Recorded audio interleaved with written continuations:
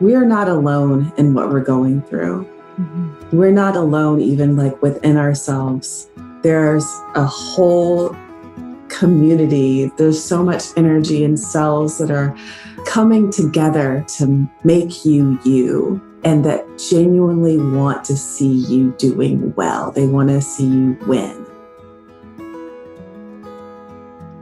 For some of the most pivotal years of my life, tears were tucked back and hidden behind a masquerade of being tough, being a warrior, someone who could hustle, work hard, and get things done. But it wasn't until I started to get more in tune with who I really am that things took off in my business. Welcome to I Might Cry, a podcast exploring how heart, mind, body, and spirit are all deeply woven into the way we do business. With guest interviews from experts in business strategy, therapy, emotional intelligence, the human body, and so much more. I'm your host, Elizabeth Marks of Almond Leaf Studios. I've been capturing luxury weddings around the globe for decades and now have the privilege of educating others on how to build and grow profitable business doing what they love.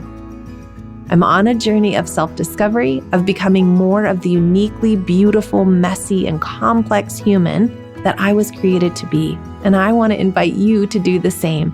Join me on this adventure of uncovering the walls we've built that keep us stuck in patterns of limitation so that we can journey into living life with arms and hearts wide open. Let's venture into this together.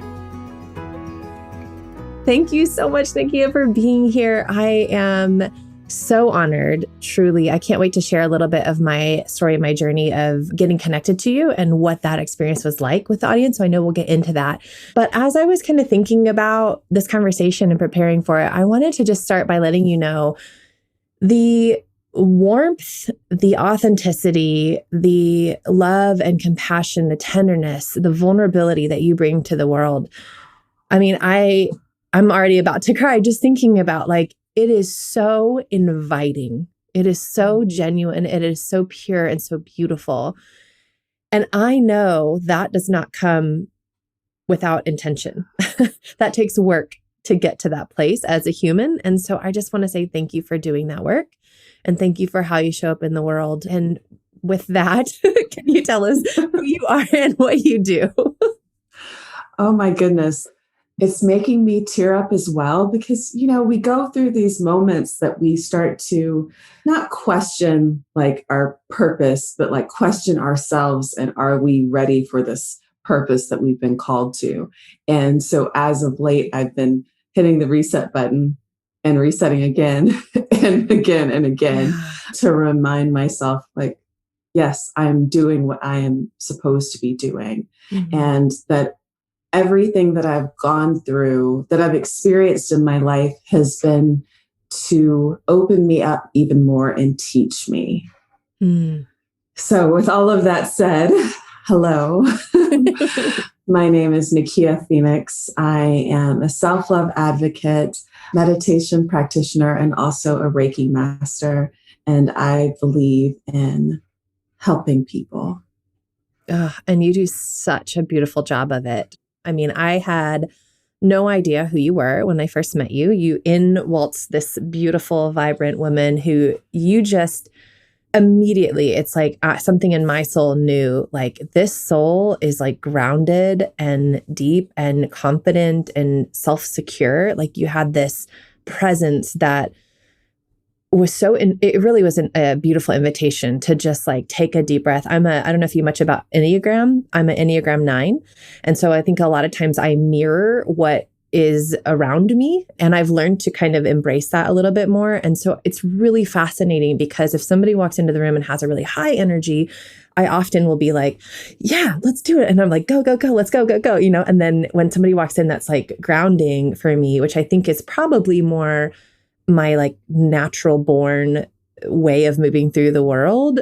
It's like a breath of fresh air. It feels like, oh yeah, I can just take a breath. Like it's okay to just be for a minute. And of course you wandered right into the exercise that we were doing where you invited us to basically do that exactly and take a breath and get more grounded and more present as well. And so I want you to know from the outside looking into, it really is really admirable. And I just have a lot of admiration and I'm so grateful for the way that you're showing up in the world. So, Oh, goodness. Thank you. Thank yeah. you. Thank you. Thank Yeah, you. absolutely. Will you begin maybe by explaining a little bit about either your healing journey or maybe even Reiki? I mean, I even personally, I feel like I've probably practiced and known more about Reiki than I actually think I do. But I know that the word to me, even traditionally, has been kind of like this foreign, strange, woo-woo thing. Like, so can you kind of get really clear on how do you define that and what is it? What does it look like for you? For me, it looks like light, Mm. and it feels, there are these different sensations that you feel throughout your body, specifically your hands when you are the Reiki master. And it's a lot of cold tingling and then warm tingling and light, just different beautiful colors of light kind of filling up your spirit. And when I was explaining it to my mom, oh, I love her to death. She is very new to all of this. And when I explained Reiki to her, I said, she's a very religious woman. We both grew up in the church. And I said, it's like when you get called up for altar call and you're asking for prayers, and the preacher literally asks everyone to put their hands on you and to pray for healing energy. Hmm. That's essentially what Reiki is. Hmm. And the most miraculous thing to me is that as the Reiki master, I'm not healing at all. I'm literally just the conduit for this universal energy, this universal life force to come through me to help you facilitate your own healing. Mm. I love that so much. There's so much I think of my recent journey of just trying to lean into healing and recognizing that even my business, it began for me with pursuing growth in my business. And then I began to realize, wait, my business can't actually grow if I'm not growing. Like, it really is when that's the invitation in entrepreneurship that we get to let our businesses essentially be an extension of ourselves. And so when I'm in an unhealthy place, my business tends to be in an unhealthy place as well. And when I'm in a place of real growth and exploration, my business tends to reflect that also, is what I'm discovering more and more of. So yeah, I just love that. I feel like maybe now's a good time to kind of dive in. And I know I told you I want to share with you the experience of what that was like. So for those listening, we were a part of a mastermind. I was a part of a mastermind, and Nikia was brought in as one of the guest speakers. And we began, I think it was a morning, if I remember right. I think it was even like foggy, rainy. It was kind of overcast. We were in this, space where I had just met the people in the mastermind the day before for the first time. And she walks in and really kind of helps us get grounded. Nikia, you did this amazing job of like just really taking some deep breaths and really, reminding us that a lot of times the day can just kind of start happening to you. Like you just get up and you get going, and next thing you know, half of the day is gone or the morning is kind of past. And you're like, wait, we can actually be intentional. And so you helped us kind of step back and breathe deeply and just remember that, like, we can set some intentions for this time and what we wanted to do. And that's about all I remember of that in the kind of intro part. But then we moved into what I would at least call, I don't know what you would call it, but I would call it like a body scan. And I had never done anything like this in my life, but I'm just going to go off of my memory, and you can correct me, or even we can move through it together, or whatever you want to do. But I remember putting both of my feet on the ground, which I'm doing right now, and just closing my eyes and just beginning to breathe deeply and just feeling into, like, how do each part of my body, how does it feel right now? What is the energy that it's providing? And I have chills right now, even just remembering it. And I will probably get emotional because I remember starting at my feet, moving up into my legs, and just feeling this like energetic power that my legs have, and just feeling like, wow, like I used to be a runner, just feeling like they are strong. They can carry me anywhere. Like they have got this, like we are good. And I just remember feeling like just a smile plastered across my face, just feeling so energized. And then we moved to hips. to this kind of womb space, to where, yep, here we go, to where life flows out of us as a woman. And I had so much sadness, so much grief. I realized that there is so much healing to still happen. I had 2 babies, both of which pregnancies and deliveries were traumatic. And I just began to recognize, like, wow, this is wild. You know, my body is quite literally holding on to this trauma, this pain, physically, from even what's happened emotionally. I don't think I had a clue. Like, I knew that there was trauma and I knew I had kind of suppressed it. I don't think I had a clue just how deep or how much my body was in sync with those emotions. And that kind of began the awareness of it for me. And so I mean, we could talk through all the rest of the body and like what all that experience was too, but I just want to stop and say thank you, because you can't move through your pain and into healing. You can't begin to process it if you don't really recognize that it's there. Oh, yes. So thank you for bringing awareness to that. Oh, thank you. As you talk through it, I'm feeling I'm going back to those moments during the session. And I strongly believe that when everyone got to the space of specifically our hips and that area, because there's so much power in that. However, as women, there's also so much tension and so much pain, and we don't realize it because we're just used to holding on. You know, we clench our cheeks, our butt cheeks, we clench our hips. We just like clench in this part of ourselves when we really should just be opening up and releasing. Yeah. So as you were moving through that exercise, you took yourself back to giving birth. You took yourself back to the pain. You had buried that pain away, and this exercise was releasing what you had locked away. I've been reading a lot by Dr. Peter Levine, and he talks about, you know, how we hold on to the trauma in our bodies and how it manifests, how this trauma manifests in ourselves. And it's been really eye-opening for me because we feel it, but we try to numb it. We try to tell ourselves it's not there because we've got to push through and do other things. But until we really start to work through that pain, it's going to continue to come back up. And for me, it comes back up whenever if I'm dancing and I'm having a good time. And then like in Kundalini yoga, there's this specific exercise where you're shaking your body and you're unlocking that pain that you've been holding on to so that you can address it. And so that by addressing it and kind of reframing that pain, you are taking ownership of it, and it's allowing you to build up this resistance to whatever pressure may come up for you later. So doing that body scan, and I try to do a body scan at least once a week because I know that I hold on to some pain. And doing the body scan, it's really transformative. And it's also transformative to be able to listen to what the different parts of your body are revealing to you and what parts of you need more nurturing. Yeah.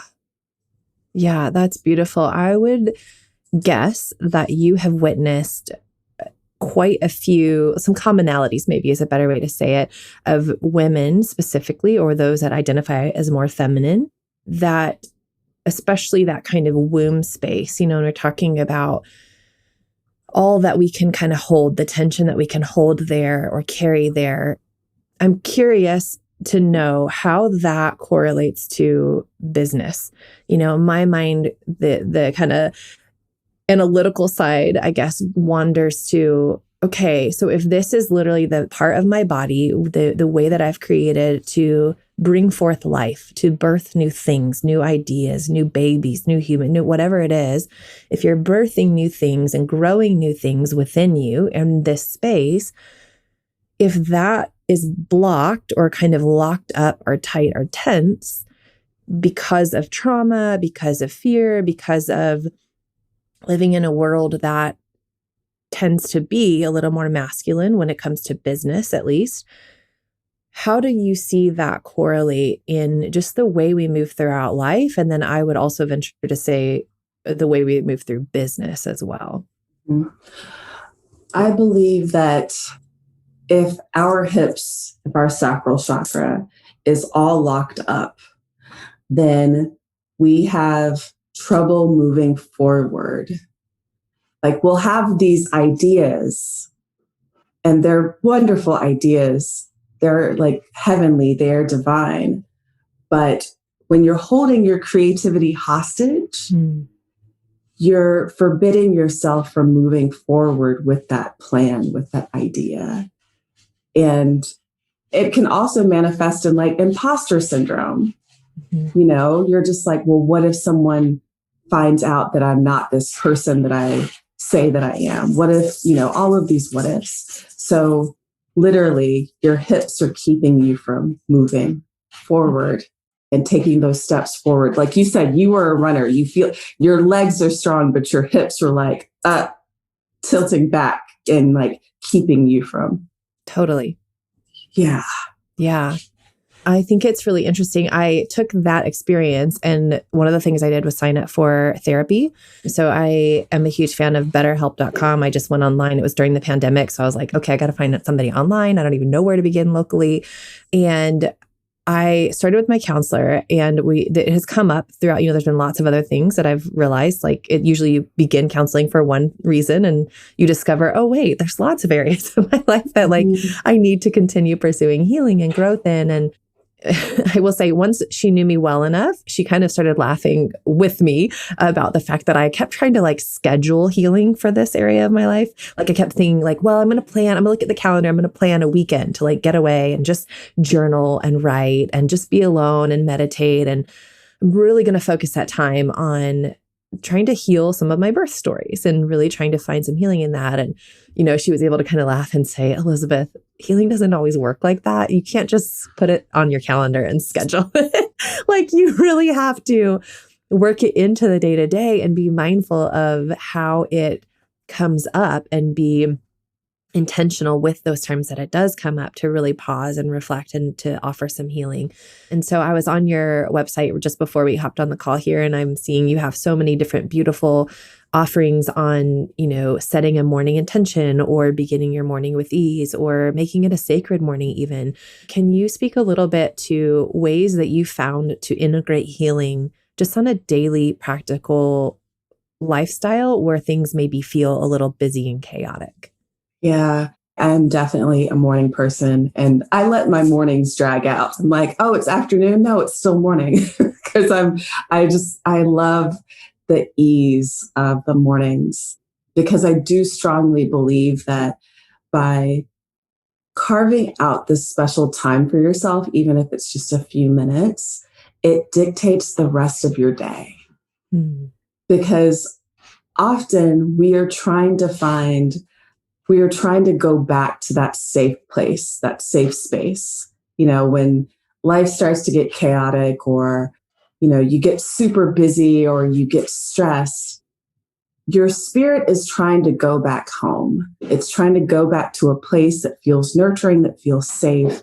And one really simple way that you can always ensure that you don't have to go too far back is by starting your day off with this, just beautiful sacred moments for yourself.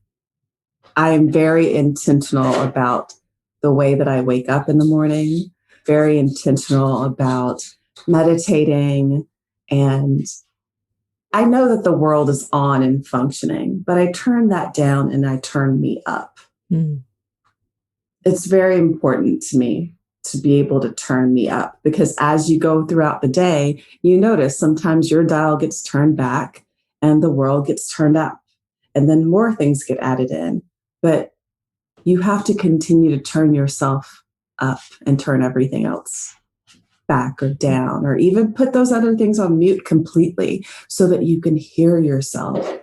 I've found that it's so soothing to be able to hear myself breathe. Because breath is something that we often take for granted. Just like we hold, like when we're tense, we hold all this tension in our hips, we hold our breaths as well. Mm-hmm. So being able to hear my own breath and starting my day by being able to hear myself is so essential to make sure that the rest of my day is, okay, we can do this. I love that.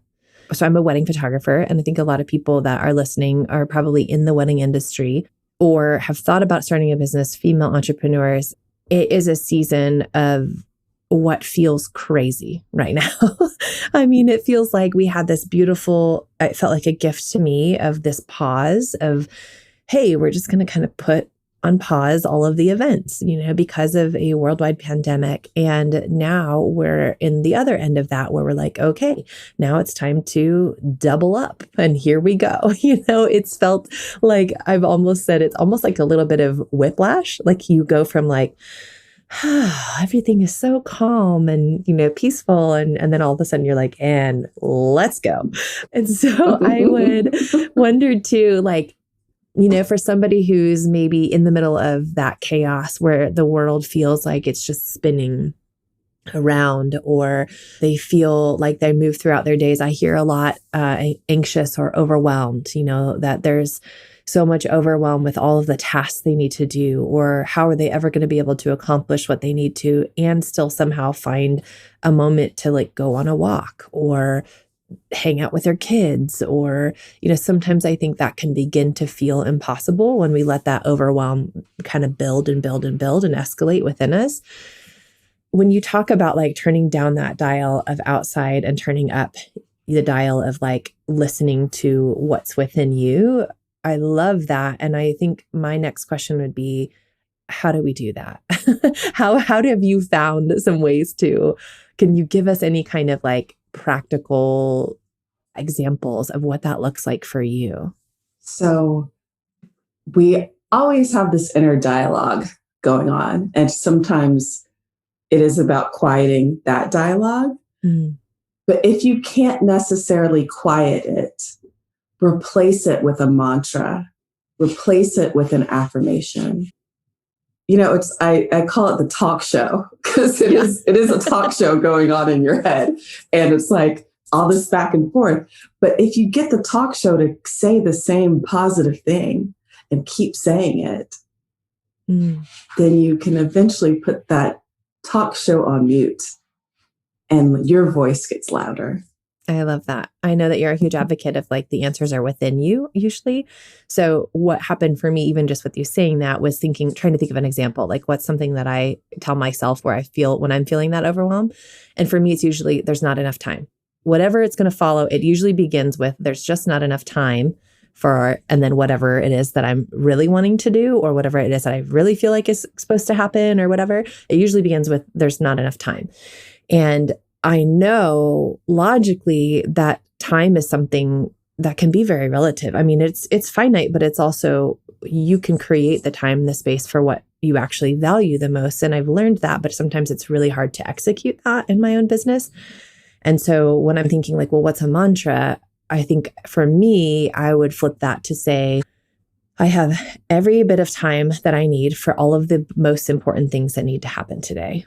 And to flip that almost on its head of like, there's just not enough time. I can't get everything done. Like, I'm really stressed out today, to I have all the time for all the things that are most important. Some of it is also letting go of control, for me at least, like realizing yes. I love control.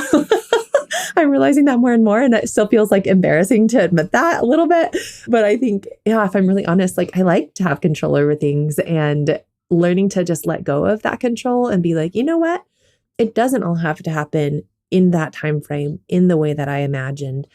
it is possible for things to happen a little differently. And that can look a lot of different ways. It can look like outsourcing. It can look like delegating. It can look like just saying, you know what, actually that test doesn't even need to happen. I just created a test because I probably, just a spiral of, things that just kind of keep building. I'm interrupting this episode briefly to invite you to join me for my digital at-home workshop to help you uncover limiting beliefs that hold you back from achieving your dreams. To access it, go to almondleafstudios.com/limiting beliefs. Light a candle, grab a pen, get cozy with the printable workbook and a 40-minute workshop that will help invite you to take a look at the ways that your subconscious beliefs might be hindering the goals you have in your business. Again, go to almondleafstudios.com/limiting beliefs to get your free access today. Now, back to the show. It's so amazing because you reframed it. You immediately were like, okay, I've got to reframe this doubt. And that takes so much willpower to reframe that doubt. It really, really does, because, you always want to teeter back to my mom is a worrier, and I tell her that she worries a lot. And I have to remember that her worry is not my worry. Mm. That's not even real. And that I can, I'm a recovering control freak. So I understand knowing that there are certain things that you can control. Mm-hmm. You can choose for yourself how you want to feel. Mm-hmm. You can control that. Outside things, you just have to surrender. And I know that that can be a struggle, because I often am like, okay, this is not happening right now. And it's okay, because it probably doesn't need to happen right now. Yeah. We try to fit so much into one day, when realistically, you can spread it out. Mm-hmm. You can do bit by bit by bit. And it also, doing it bit by bit also helps us stay present. Because we're often thinking about future and what if, all of this stuff that's out of our control. But you are in control of how you feel, and you are in control of your present. Mm. You can do things bit by bit, and eventually you will get to where you want to go. Oh, I feel like I just want to frame that up on my wall. David and I were just having a conversation the other day, and I was telling him that one of the things that's challenging for me in our life currently is we have two small children. We have a 1-year-old and a 5-year-old, and my husband is very playful, very fun. He's the perfect compliment to me. I want everything to be calm and peaceful. And he's like, let's have fun. Let's go play. And so I think we really do complement each other really well in that. And especially for the kids, my sweet kids, I can't imagine what their lives would be like if they only had me as a mom and didn't have the play. Because I'm or we could just meditate over here, talk about how this plant is growing instead of playing. So I'm learning to lean into the play a little bit more. And anyway, we were talking about, in counseling, one of the things that's come up for me is just realizing I long for our home to be a home full of peace, where it feels just peaceful. And that is extremely challenging when you have two small children who like to argue, who like to fight. My 1-year-old, who's almost 2, is learning to communicate and gets very frustrated sometimes when you don't understand. And so he'll just start screaming. He'll just be like, "Bah!" And you're like, okay. And then, usually that escalates. And then my 5-year-old just, feeds off of that. And then it feels like everybody's energy just starts to feed off of each other. And it just gets it gets to the point where I literally feel like I'm suffocating. And I feel like I can't catch my breath. I need air. And I find myself wanting to physically leave the room and go take a breath. So I'm working through that and kind of figuring out how to navigate that. But in conversations about all of that, David said something that was really profound to me. And I feel like that exactly is what you're saying. And it's basically that peace is not something that is necessarily external. It has to come from within. And so he was really kind of asking me, how is it possible for me to find and create and lean into that peace that I so desperately long for in all areas of life, in all moments of life. Like how do I allow that to come from within instead of without? How do I make sure I'm not looking to, how do we, basically I was trying to ask, how do we change our external environment? How do we make the kids more calm? Like how do we, like, what can we do in our family to like calm everybody down? And he was kind of like, no, that's not the way that it works. Like, they will grow out of these stages, but peace really comes from within. And so, yeah, I don't know if maybe you have any insight into like how to move into practicing that. I'm basically just asking you for advice. You're putting you on the spot, but yeah. Oh my goodness. So about a month ago, I went and visited some friends, and they have a 4-year-old and a 1-year-old who's about to be 2. Mm-hmm. So you were just in I was, the chaos. It's wild. It's so wild. I was literally like, okay, I know what time the 1-year-old wakes up.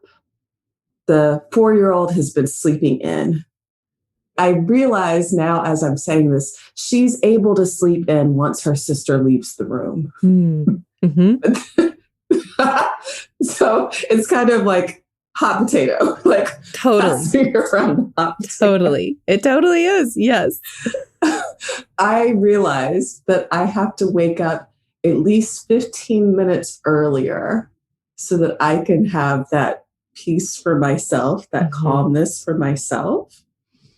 And oh man, it was a struggle to wake up a few minutes earlier because it was already like 6:30. Mm-hmm. It's like, oh, geez. Okay. Okay. Yeah. But do you find that you moved through the day differently when you did? When I was able to have that time for myself, I was also able to have a lot more grace for the kids. Because there were times, like we went to the playground and it was really hot. And I immediately felt it. And I was like, I need water. I need water. They felt it too. However, they couldn't quite verbalize what they were feeling. But I knew that we were feeling the same thing.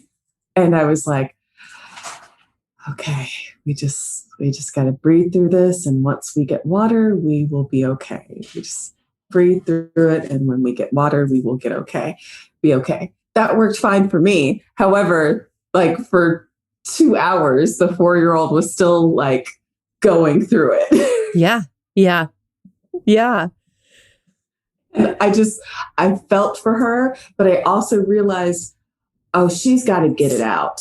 Because like we all know that like once we go for a run or like we tire ourselves out, we let out all the energy that's been locked inside, then we're just laying like, oh, okay. I'm so much better.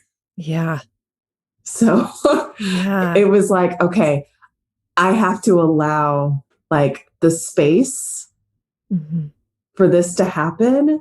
And I also have to have grace for myself and grace for this little kid because we just experienced the same thing. It just metabolized, I guess, differently, you know? But once it was like time for bed and we were able to like, okay, now this is let's wind down. And then we were able to find that peace and to like recognize like, okay, we both just went through the same thing. And guess what? We're all here. We're okay now. Yeah. That was like, okay. But I had to keep reminding myself, have grace. Have grace.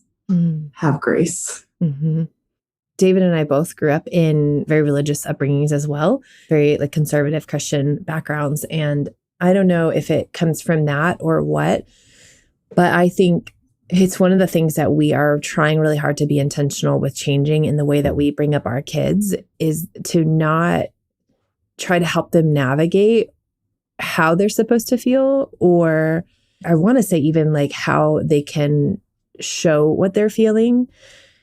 But I say that hesitantly because we do want to help her understand, especially my 5-year-old who you can kind of have these conversations with, how to understand like these are permissible ways, especially in a 5-year-old world. There's some ways that are not permissible. Like it's not okay for you to punch your brother in the face just because you're mad. But it is okay for you to be angry. It is okay for you to feel these big feelings.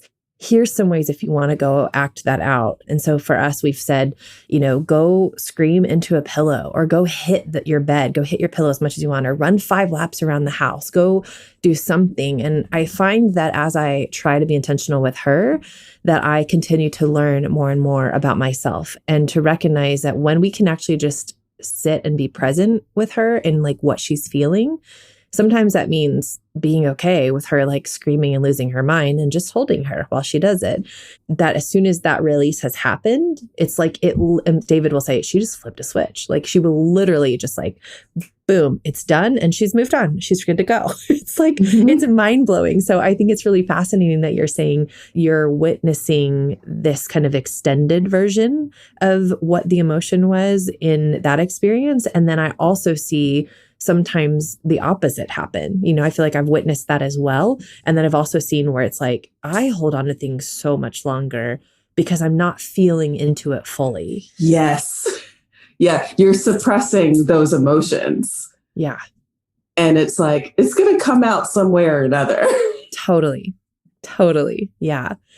Yeah, I mean, that kind of leads into energy. You talked about, that energy that kind of just like lives within you. I found that for me, when I'm doing some kind of physical activity, like I used to run a lot, when I'm doing that or yoga or something that's really breaking a sweat, getting my heart rate up, that I move throughout the day differently. And I haven't known really how to explain it other than just it's a different energy. The word energy, even to me, is a word that I am getting more and more comfortable with the idea of, but definitely was brought up that's, I don't know, almost like evil or taboo, or it's too new age or weird, or, like there's something about it. So I even use it kind of like cautiously.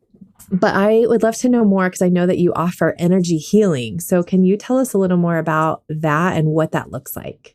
Yeah, it's my way of also doing Reiki, because some people interpret it differently. It's all the same thing. It's like, let's figure out what's going on inside. And it's also, once again, I think it's so beautiful that I'm just the conduit and asking the questions, because like you said earlier, those answers are already within you. They just need like a little a little encouragement, a little like, okay, let's think about this. And where are we feeling this?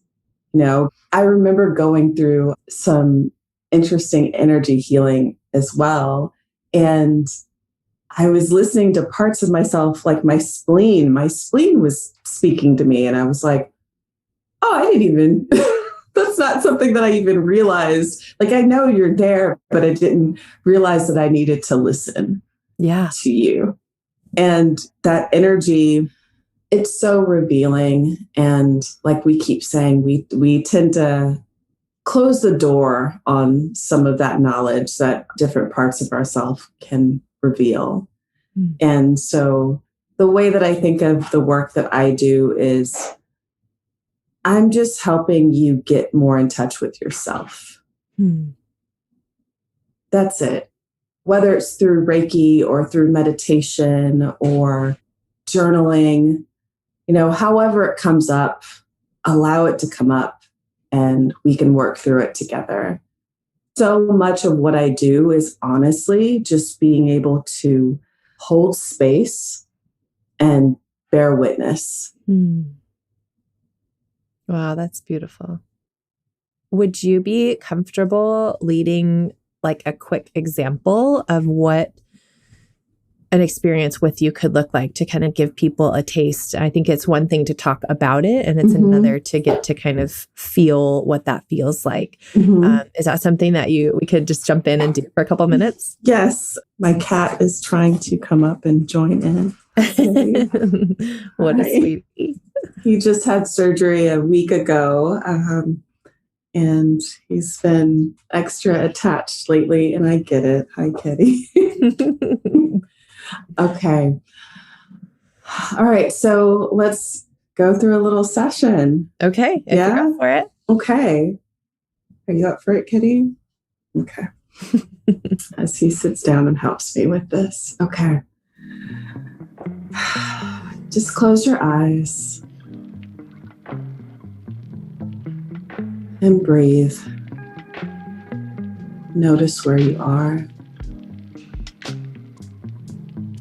And notice where you are without judgment.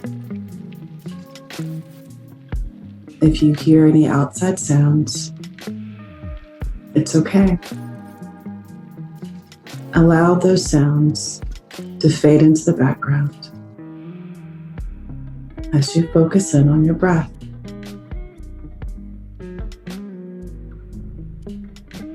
Breathe up from the soles of your feet, allowing yourself to connect to Mother Earth and to connect to the fire at her core. Allow that breath, allow that fire to travel up your legs, travel up your knees, up your thighs, to your hips. And once we get to our hips, exhale. Let it all out. Breathe in deeply from your hips. Take all of that power, all of that fire. Allow it to travel up through your navel, up through your spine. Allow your chest to expand and allow your mouth to open as you release.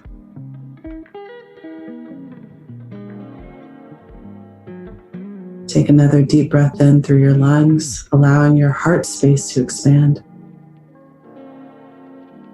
Allow that breath to travel up through your throat.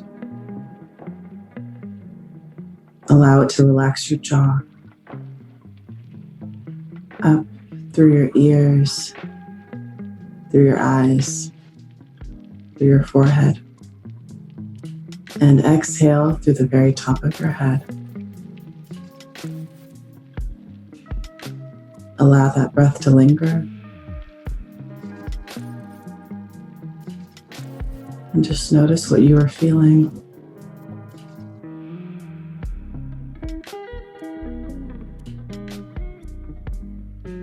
Return to deep breaths. Notice what you are feeling.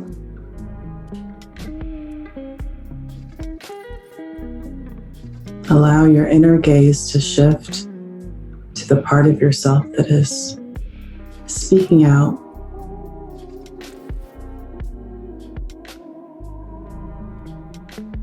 Focus your energy on that space within yourself that wants to speak out.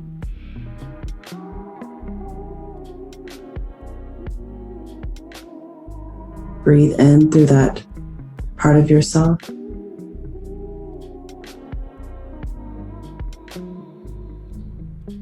And exhale through that part of yourself.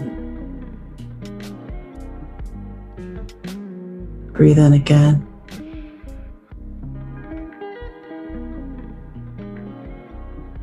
And exhale through your mouth.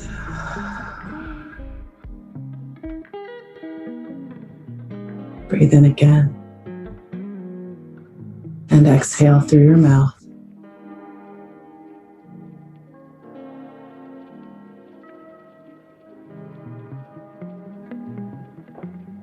Allow your heart to open and your ears to open as you listen to that part of yourself speak.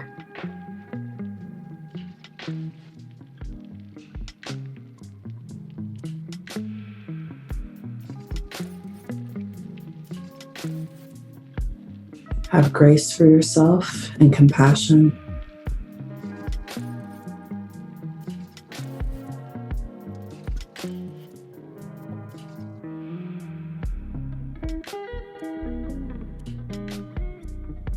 As you continue to breathe in and out through your nose,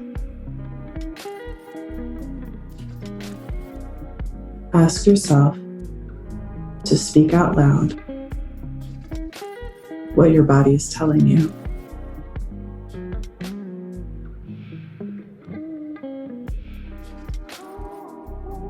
What is your body telling you in this moment?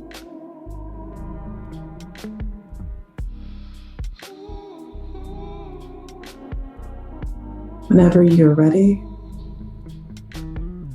begin to open your eyes, coming back into the space.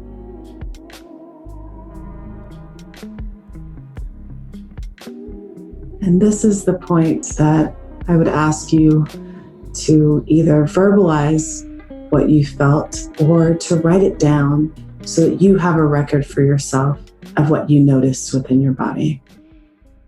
That's just the first part, to be able to listen, because we don't listen. And then once you've said it or also written it down, then we go into like what all of that means and, just dissect it a little bit more. And then after that, we would go back into meditation, back into our bodies, and ask for guidance, ask for universal life force to come in and kind of direct us. Because often what happens with Reiki is you may think it is this very specific part of my body that needs help. Yes. However, in order to get to that one place, it's got to have a supporting orchestra to help raise the vibration. So you think that, okay, I'm just going to go in and place my hands or direct all of my energy onto this one part of my body. But then when you actually go through and kind of scan your entire body, you realize, okay, in order to help this part of myself, I need to help this part of myself, these other parts of myself as well. And then you come out of that and, do some more journaling. So it's a lot of introspection, but it's a lot of, we want our entire self, our mind, body, and our spirit to be in harmony. So it's not just working on one part of that, it's working on all of it and continuing to have grace for yourself through the process. That's really beautiful. Thank you so much for doing that and for gifting us with that. I had a visualization that came to mind when you were just kind of talking about the different parts of the body and how, maybe you think, well, this part needs attention, but you learn the others. And I just pictured my neighborhood and how we often think that we can live or exist in isolated ways, but how we have to function in community. We have to have the support. And if one person is not doing well, that will affect the entire community, whether that's a physical neighborhood or a group of friends or whatever it might be. Just the interconnectedness that we all have and need. And I just don't think we're created to be alone. And I think we all need community and we need support, just like, the kidney or the liver needs support from the heart to get blood to it. And the brain needs that to function. I mean, they all have to have support from each other.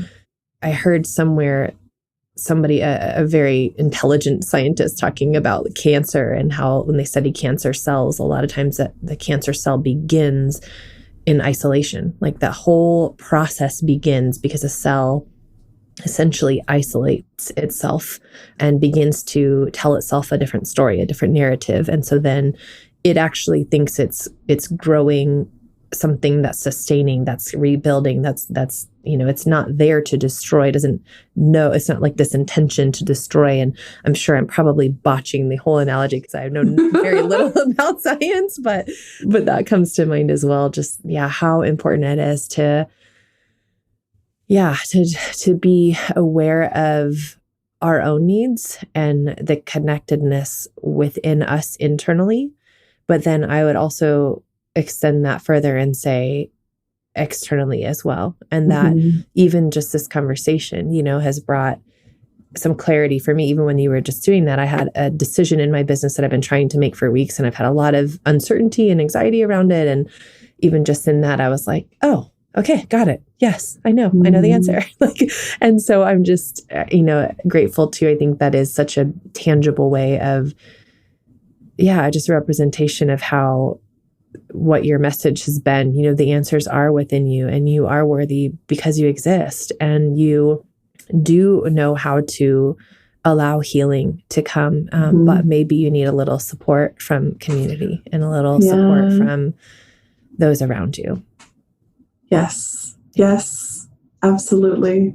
Yeah. Oh man, because there is a whole community happening within us. There's a whole universe within us, and there's a whole universe outside of us.